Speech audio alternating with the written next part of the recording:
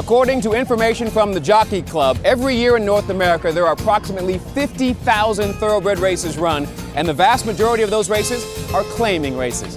Coming up over the next 30 minutes, we'll take an inside look at the event that celebrates the lifeblood of this industry, the claiming horse.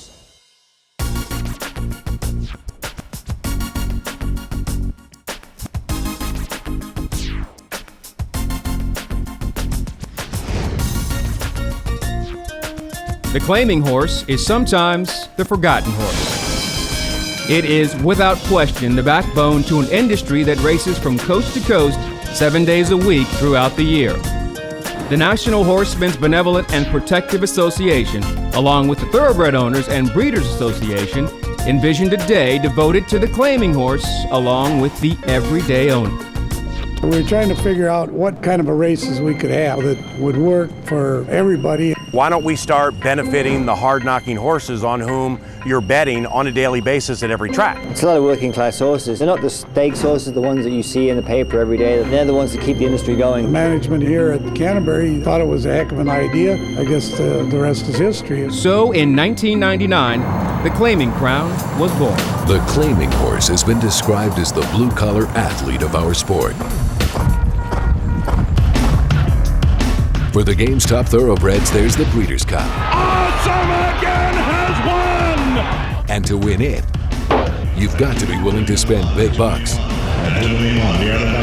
But last year, the sun rose on the first championship day for racing's hard-knocking claimers. Today, horses from all over the country have come to Canterbury Park for the Claiming Crown. Well, the Claiming Crown has been a signature event for us for most of the last 11 years, I guess.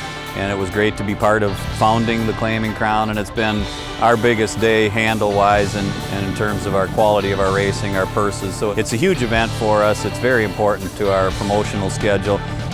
We get a lot of new horsemen in here, new jockeys, but particularly the trainers and owners that come up, and it's really fun for people who haven't been here. It's, wow, we can't believe this. We've never been here. What a beautiful place. We have fun here. You look at our crowds, you would not believe it. Kids, students, it's unreal. It's a lot of fun, which makes our job a little better because when we ride, it pumps us up. We really believe that it's going to help build a future for us if we can get young people interested in horse racing. People from bigger circuits come here and they envy what we have from an entertainment and fan base standpoint.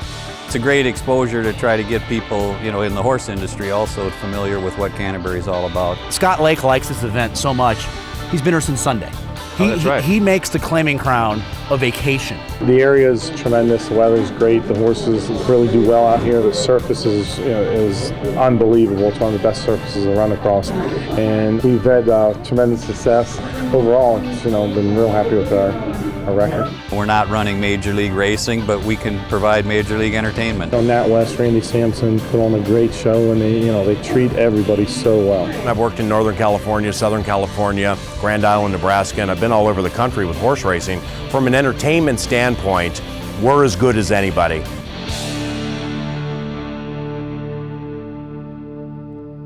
The first race of the 2009 Claiming Crown is the $50,000 Iron Horse. The favorite is Calm and Collected, ridden by Jeremy Rose. Bright Hall and Mr. Miso, trained by Cody Autry, are the second and third choice on the board. All right, you have 4 horses today. Who do you like best? In this race right here, these horses train unbelievable. If they didn't run 1-2, I'd be disappointed. Gary Willicke of WU Farms is somewhat optimistic about his horse.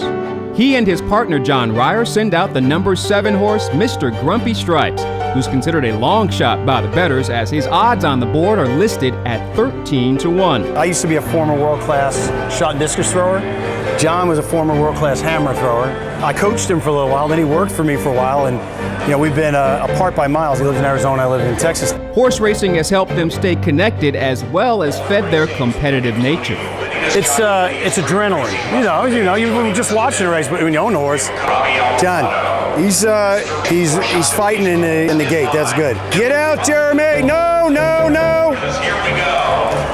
Don't you rear? There you go, big boy. In the $50,000 Iron Horse, and Mr. Mers and Ryan Canterbury immediately look to go to the lead. Tuck in, get off that outside crowd. Set the corner for the first time. The gray and tightly is Benson just off the heels of fellow Shakopee-based Mr. spot, John. Overtaken by Mr. Meso, and calm and collected creeps through on the inside. Jeremy, go take the race. 3 lengths from the lead, joined by King Freddy. Just go and take it. It's too slow. Wearing Dale Shenian's colors. Don't run 3 wide. Get up. Then it's a conspicuous gap back to Indian Moonshine, and up the backstretch they go in the $50,000 Iron Horse. And Bright Hall leads it by 3/4, quite composed with a half mile to go. Calm and collected, just to the inside of Mr. Mers. Outside of that, Mr. Grumpy Stripes. Go, and Jeremy. Indian Come Moonshine on. is 10 lengths behind Bright Hall. This And horse will Bright fight. Hall Come on, cuts Jeremy. loose, and he opens up by a length and a half as they head for the money.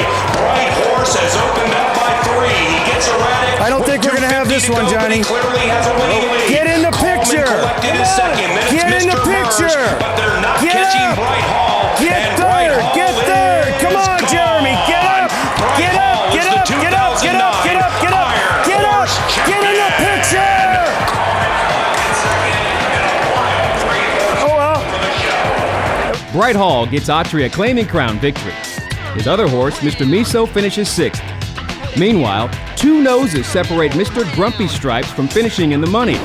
Instead, Willicke and Ryer must settle for a $500 payday paid out to 5th place instead of the $5,000 and $2,500 given to the 3rd and 4th place finishers. 126. By a hair. 216. We're not even in the number. And then 3. Where did all these horses come from? Yeah, who knew? Yep. All right, let's go find a way to find our money now. I think somebody's got it upstairs.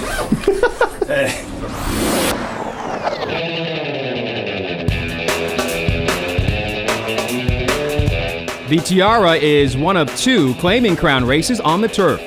2 horses stood out on paper.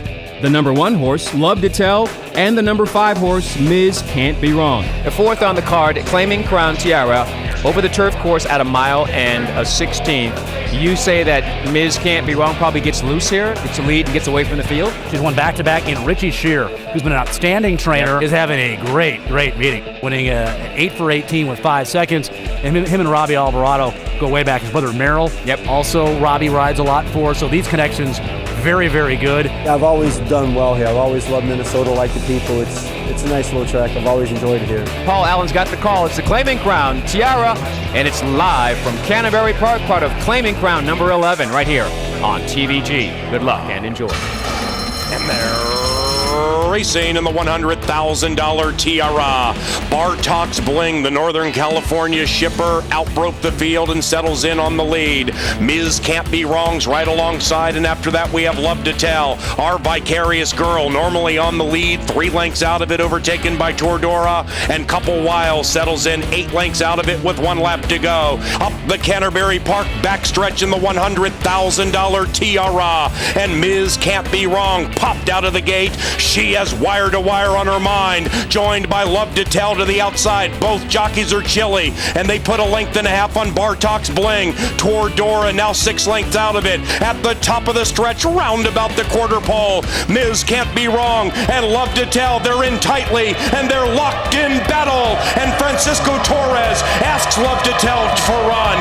Alvarado's all over Ms. Can't Be Wrong. Bartox Bling's watching a good one from 5 lengths out of it. Ms. Can't Be Wrong with Love to Tell. Nothing gives. Ms. Can't Be Wrong is coming up right with Love to Tell. Ms. Can't Be Wrong did it. Ms. Can't Be Wrong and Robbie Alvarado are the Tiara champions. Ms. Can't Be Wrong can't be beaten today, and the claiming crown Tiara did a lot of hard work all the way around, and then when they came to get her, she had something left for him. A great ride from Robbie Alvarado, getting the lead, slowing things down, and having something left late. Yeah, it was a real good race. I really feel like the race was pretty much won in the first turn. Robbie jumped the rail, got to the lead and went to the rail and saved the ground, and Cisco had to come around me, so I think it really was the head difference. Robbie Alvarado's ride allowed Shearer and Last Call Racing Partnerships to claim victory in the Tiara. It was nice because there was good friends of mine own the horse, and it's always a fun, they've been around the business for 10 years, always with 5,000 claimers, so it's like their best horse they ever had, so it's pretty fun, pretty special. We all had a good time with it.